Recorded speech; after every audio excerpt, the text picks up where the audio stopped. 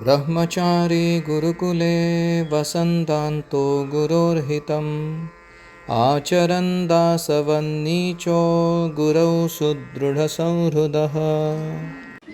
A gift of eternal benefit. शाश्वत लाभ की भेंट. We are reading My Glorious Master, Remembrances of Prabhupada's Mercy on a Fallen Soul by Bhuri Jana Prabhu. Larry Mark was a Chinese businessman working with our Spiritual Sky Incense Factory in America. एक व्यक्ति थे Larry mark नाम के. ये Chinese थे और business करते थे. इस्कॉन ने spiritual sky incense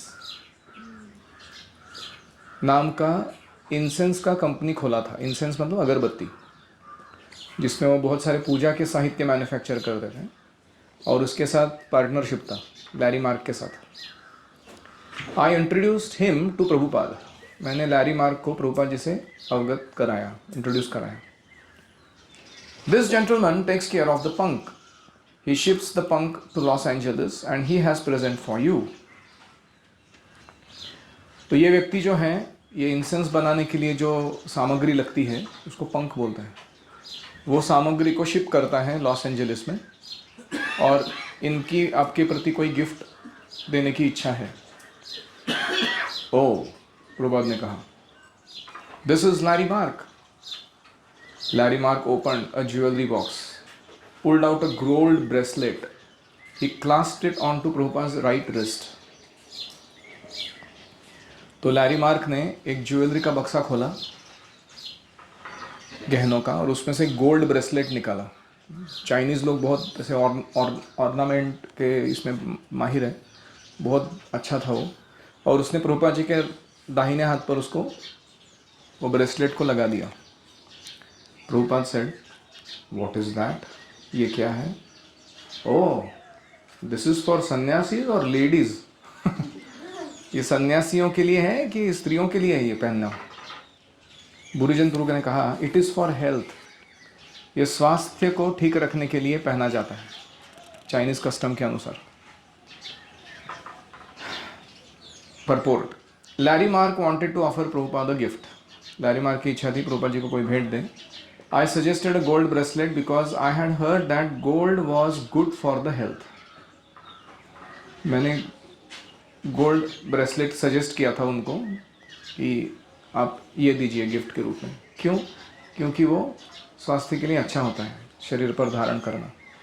Larry Mark bought an ornately carved 18 carat gold ladies bracelet. 18 carat का गोल्ड का शुद्धता मेजर करने का ये है 18 कैरेट. उसने लेडीज़ का ब्रेसलेट लेके आया वो और प्रभुपाद जी को पहनाया. Prabhupada accepted Larry marks gift. उन्होंने, प्रभुपाद जी ने उसको हताश नहीं करना है इसलिए उसकी भेंट स्वीकार की. But he also commented on the inappropriateness of a sannyasi actually wearing such an ornament. लेकिन फिर भी उन्होंने कमेंट क्या किया कि सन्यासी को इस तरीके के आभूषण नहीं पहनने चाहिए, ये तो स्त्रियों के लिए है. Prabhupada again questioned me about the bracelet. कुछ दिनों के बाद वापस उस ब्रेसलेट के बारे में प्रभुपाद जी ने मुझे प्रश्न किया. When we flew together to Japan, Hong Kong से हम जापान वापस जा रहे थे हवाई जहाज़ से. उस यात्रा के दौरान प्रभुपाद जी ने मुझे पूछा कि ये क्या था, कितने पैसे लगे रहेंगे उसको. When I told him that it had costed $250. Prabhupada appreciated Larry marks sentiment. तो मैंने कहा वो $250 का था प्रभु जी. तो प्रभुपाद जी ने कहा कि ये लैरी मार्क का जो भावना है आध्यात्मिक गुरु का आदर करने की, मैं उसकी सराहना करता हूँ. I heard that bracelet was eventually melted down and it was used to make Prabhupada's gold tooth. कुछ दिनों के बाद मैंने सुना कि वो ब्रेसलेट जो दिया था गिफ्ट में, उसको मेल्ट डाउन किया गया. उस सोने को तपाकर, उसको पिघलाकर पुनः उसका एक सोने का दांत बनाया गया और प्रभुपाद जी ने वो अपने मुंह के अंदर पहना था उसको. And in this way Prabhupada offered Larry mark eternal benefit. ऐसे शुद्ध भक्त के द्वारा व्यक्तिगत सेवा में अगर कोई चीज़ लाई जाती है तो भेंट देने वाले को शाश्वत लाभ मिलता है। गारंटीड है कि कृष्णा वो लैरी मार्क के लिए स्पिरिचुअल वर्ल्ड में कुछ विशेष आयोजन करेंगे, क्योंकि उसने प्रभुपाद जी के लिए कोई सेवा अर्पण की थी।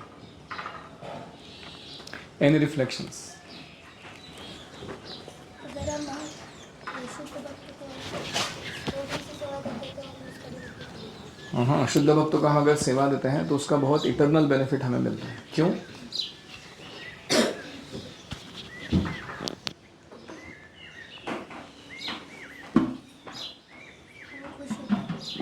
वो खुश होते हैं, वो ठीक है, लेकिन हमें इटर्नल बेनिफिट कैसे मिल जाता है? क्योंकि गुरु प्रतिनिधि है, तो अगर वो बोलते कि उसने मुझे खुश किया है तो फिर भगवान उसका एक्सेप्ट करते। करेक्ट। यस्य प्रसादात भगवत प्रसादो यस्य अप्रसादात न गति। तो हमें अपने आचरण को, व्यवहार को, सेवाओं को ऐसे रखना चाहिए कि वो बेस्ट गिफ्ट हो हमारे गुरु के लिए, और वो हमसे संतुष्ट होते हैं तो कृष्ण की असीम कृपा हमें मिलती है। That is our eternal benefit.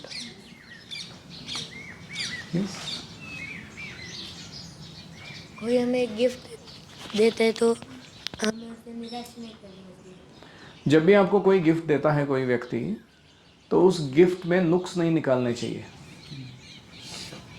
क्या 18 कैरेट ही क्या 24 कैरेट नहीं दे सकते थे गोल्ड को, या फिर ये लेडीज़ का क्यों दिया, थोड़ा दूसरा मेंस के लिए जो रहता है वो लाना चाहिए था। ऐसे नुक्स नहीं निकालना चाहिए। अगर कोई गिफ्ट देता है प्रेम से तो उसे स्वीकार करना चाहिए, और मन में ये भी सोचना चाहिए कि मैं इसके लिए क्या सही में इतना वैल्यू ऐड कर रहा हूँ उसके लाइफ में। अगर मैं नहीं कर रहा हूँ तो हमें उनसे कहना चाहिए कि कृपा करके मुझे ऐसा मौका दीजिए कि मैं आपके लिए कुछ विशेष सेवा कर सकूँ, और उसको चुकता कर देना चाहिए उसकी गिफ्ट को।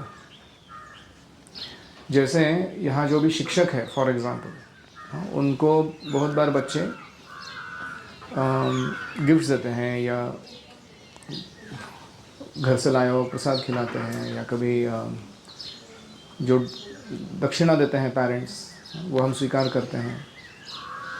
तो हमें मन में ये प्रश्न पूछना चाहिए, am I adding value to the person's life that I am dealing with? मैंने उसका क्या character development, competence development, devotion development करके दिया? किस लिए मैं ये ले रहा हूँ?